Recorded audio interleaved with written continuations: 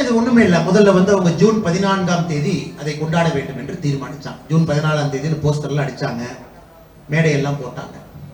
அப்புறம் யாரும் போய் முதலமைச்சர் சொன்னாங்க, அண்ணே போன வருஷம் ஜூன் 14ஆம் தேதி தான் செந்தில் பாலாஜி அரெஸ்ட் பண்ணாங்க, அரெஸ்ட் பண்ணி 1 வருஷம் ஆயிரும், அதனால ஜூன் 14ஆம் தேதி நம்ம கொண்டாடினா வேற மாதிரி ஆகி போயிடணும்னு சொன்னதுக்கு அப்புறம் முதலமைச்சர் அவர்கள் சரிப்பா 15ஆம் தேதி வைங்கன்னு. அப்படித்தான் நாங்கள் இருக்கக்கூடிய முப்பெரும் விழாவே கோயம்புத்தூர் நடந்துகிட்டு இருக்கு, நடக்க போகுது 15ஆம் தேதி. அதனால் எங்களை பொறுத்தவரை நீங்க பாக்குறீங்க, அதாவது இன்னைக்கு முதலமைச்சர் அங்க போலாம், இவங்க எல்லாம் போலாம், நாங்கள் முப்பெரும் விழா அவங்க எடுக்க போறோம் அப்படின்னு ஆரம்பிச்ச சகுனமே பாத்தீங்கன்னா தவறான சகுனம். ஜூன் 14 இருந்து 15க்கு மாறி இருக்கு. கோயம்புத்தூர் நகரத்தினுடைய வளர்ச்சி, அந்த பகுதியினுடைய வளர்ச்சியை நசுக்குனதே திமுக தான். நம்ம தொடர்ந்து பிரச்சாரத்துல பேசணும், ஆதாரப்பூர்வ அடிப்படையில பேசணும், மின்சார கட்டணத்திலிருந்து பல விஷயங்களை பேசணும். குறிப்பாக சிறுவாணி தண்ணிக்கு இன்னைக்கு பிரச்சனை இருக்கு. எலெக்ஷன் காலகட்டத்தில் பாத்தீங்கன்னா சிறுவாணி தண்ணியே இல்லாம மக்கள் குடத்தை வச்சு ஆர்ப்பாட்டம் பண்ண வேண்டிய சூழ்நிலை. அதற்கு காரணம் திமுக. அந்த அணை கட்டுவதிலிருந்து ஏற்படக்கூடிய பிரச்சனை எல்லாம் நாம் பேசணும். அதனால கோயம்புத்தூர் மக்களுக்கு தெரியும், கோயம்புத்தூருடைய வளர்ச்சிக்கு எதிராக திமுக இருந்திருக்கிறார். அவங்களுக்கு தெரியும் இன்னைக்கு ஏடிஎம்கேவை பொறுத்த வரைக்கும் கம்மியான வாக்கு வாங்கி இருந்தனால இன்னைக்கு திமுக ஜெயிச்சிருக்கிறாங்க. அதனால இந்த வெற்றி என்பது திமுகவுக்கு நிரந்தரம் கிடையாது. 2026 சட்டமன்றத்தில் பார்ப்பீங்க, பாரதிய ஜனதா கட்சி எங்களுடைய கூட்டணி கோயம்புத்தூர் மாவட்டத்தில் இருக்கக்கூடிய 6 காரும் நாங்கள் அதை மக்களிடம் கைப்பற்றுவோம், அன்போடு அதை கைப்பற்றுவோம், மக்கள் எங்களுக்கு அதை கொடுப்பாங்க அப்படிங்கிற நம்பிக்கை இருக்கு. அதுவரை இவங்க அந்த விழாலாம் எடுத்துக்கலாம். அது வந்து ஒரு தற்காலிக கொண்டாட்டமாகத்தான் நான் பார்க்கின்றேன்.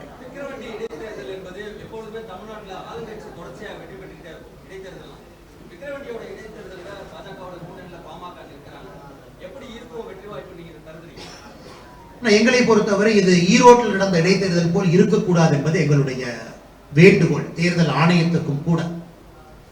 ஈரோடு இடைத்தேர்தல் என்பது ஜனநாயகத்தை வந்து படுகொலியில தள்ளிய ஒரு தேர்தல். பட்டி அடைத்து ஒரு அமைச்சரும் ஒரு தெருவு எடுத்துக்கிட்டு அது மக்களை வந்து விலைக்கு வாங்கி ஆட்டுப்பட்டியை போல் அந்த தேர்தல் நடந்துச்சு. எங்களுக்கு நிச்சயமாக தேர்தல் நடந்த விதம் எங்களுக்கு நிச்சயமாக அது நம்பிக்கை அளிக்கவில்லை. இந்த முறை நம்முடைய தேசிய ஜனநாயக கூட்டணியில முக்கிய அங்கமாக இருக்கக்கூடிய பாட்டாளி மக்கள் கட்சி அவர்கள் அங்கே நிற்கின்றார்கள். நாங்கள் எல்லோரும் ஒருமனதாக ஆதரவு கொடுத்து களத்தில் நிற்க போகின்றோம், போராட போகின்றோம். அதனால் தேர்தல் ஆணையம் மிக கடுமையாக இந்த தேர்தல் நடத்தும். தமிழ்நாட்டில் வந்து பை எலெக்ஷனாவே பணம் ஆறாக போகும் என்பதை, குறிப்பாக விக்கிரவாண்டி இடைத்தேர்தல் அது பொய்யாக்க வேண்டும் என்பது எங்களுடைய ஆசை.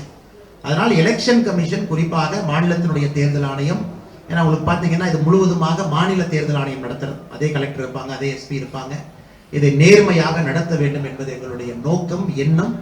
அதனால பொறுத்திருந்து பார்ப்பாங்கன்னா, ஆனா ஒரு தேர்தலுமே வெற்றிக்காக நாங்கள் போகக்கூடிய தேர்தல் தான். இதற்கு முன்பு பாட்டாளி மக்கள் கட்சி அங்க நல்ல ஓட்டு வாங்கியிருக்கிறாங்க. 2024 பாராளுமன்ற தேர்தல் எங்கள் கூட்டணியும் நல்ல வாக்கு வாங்கியிருக்கிறோம்.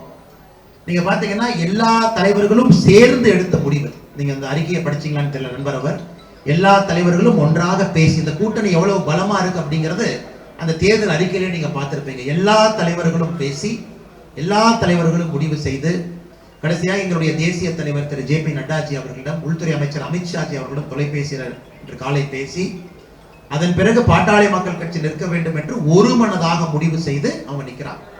இந்த கூட்டணி வருகின்ற காலத்துல இன்னும் பெரிதாவதற்கு விக்கிரவாண்டி இடைத்தேர்தலில் எப்படி இந்த கூட்டணி பாட்டாளி மக்கள் கட்சியை நாங்கள் முன்னிறுத்தி இருக்கின்றோம் என்பதே உங்களுக்கு ஒரு அரசியல் இலக்கணம்.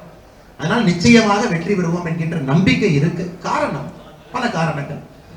இப்ப 40-40 ஜெயிச்சிருக்கலாம். அதே இது வந்து இடைத்தேர்தல் பிரதிபலிக்குமா? ஒத்துக்கிறேன். இடைத்தேர்தல் 86% இந்தியால ஆளுங்கட்சி தான் ஜெயிச்சிருக்காங்க. சரித்திரத்தை எடுத்து பார்த்தீங்கன்னா 86% ஆளுங்கட்சிக்கு சாதகமா இருக்கு.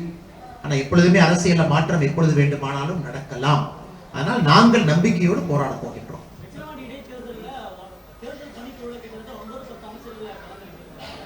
நான் சொன்னேங்கண்ணா, அதான் நான் சொன்னேன், மூத்த பத்திரிகை உங்களுக்கு தெரியாது இல்ல, அமைச்சர்கள் எடுத்து இந்த பொறுப்பு நீங்க செலவு பண்ணுங்க, இதை பண்ணுங்க. இதான் இடைத்தேர்தல் எப்பொழுதுமே நடக்கக்கூடிய ஆளுங்கட்சியினுடைய யுக்தி.